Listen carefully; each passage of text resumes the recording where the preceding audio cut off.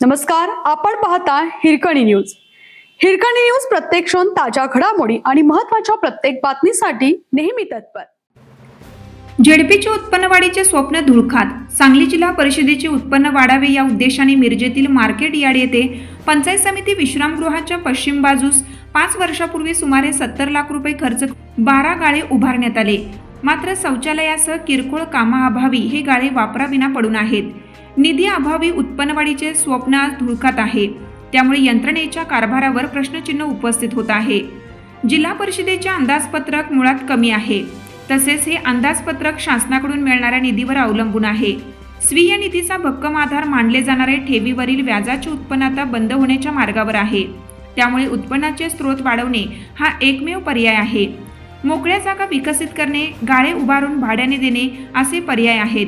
याच उद्देशातून मिरजेतील मार्केट यार्डामध्ये गाळे उभारण्यासाठी 2019 मध्ये स्वीय निधीतून तरतूद करण्यात आली. दिनांक 15 मे 2019च्या सर्वसाधारण सभेत मान्यता देण्यात आली.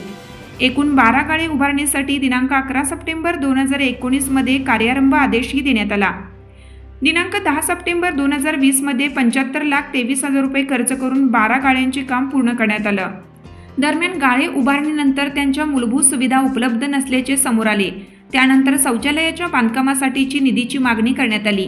जानेवारी 2022 मध्ये 5 लाख रुपयांचा निधी मंजूर करण्यात आला. मात्र या निधीतून शौचालयाची केवळ इमारत झाली. उर्वरित काम अपूर्ण राहिलं. दुकान गाळ्यासमोरील गेट, प्लेविंग ब्लॉक्ससह विद्युत जोडणीचे काम अजूनही बाकी आहे. त्यामुळे 5 वर्षापूर्वी उभारण्यात आलेले गाळे वापराविना धुळकात पडून आहेत.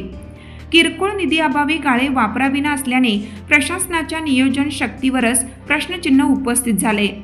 पदाधिकाऱ्यांसह वरिष्ठ अधिकाऱ्यांनी या प्रकरणात गांभीर्याने लक्ष घालण्याची मागणी होत आहे. आपल्या हिरकणी न्यूज चॅनलला लाईक करा, शेअर करा आणि सबस्क्राईब करायला विसरू नका. आणि रहा अपडेट.